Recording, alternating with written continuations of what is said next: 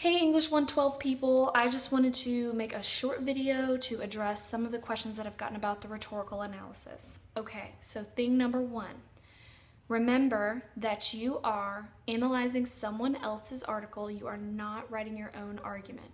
You can feel free to use one of the 3 articles that I posted if you're having trouble finding your own article, or you can find your own. And any article pretty much that you can find online that makes some sort of argument will work. I find that Time Magazine's website is really good, lots of opinion pieces there, so any argumentative article that you can find will work fine, okay? But if you're having trouble, just use one of the ones I posted. Second thing is, you guys have got to remember, you're not just analyzing it just however you want to. You have to analyze it according to those guidelines that are set up in the assignment guideline that I gave you. There are headings, major headings in that assignment guideline, and you can actually use those headings as headings in your paper.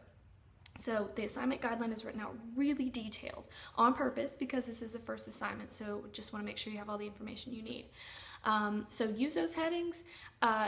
In the assignment guideline itself, it tells you specifically what should go in each section. So just use those, make those your friend. Don't think that you're going to get in trouble if you lay it out the exact way that it's laid out in the assignment guideline. That's what you're supposed to do. The third thing is that your main job here is to analyze according to ethos, pathos, and logos, okay?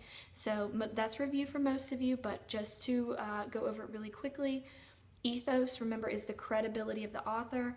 What does the author do to prove that he or she is credible? Do they talk about their education, their experience, whatever they talk about? How do you know that they know what they're talking about, essentially?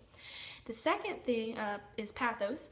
Pathos is all about emotion. So what does the author do to connect with you, the reader? Do they tell you some kind of sad story? Do they try to make you laugh? Do they connect with you at all? And the last one is logos, which is logic, facts, figures, data.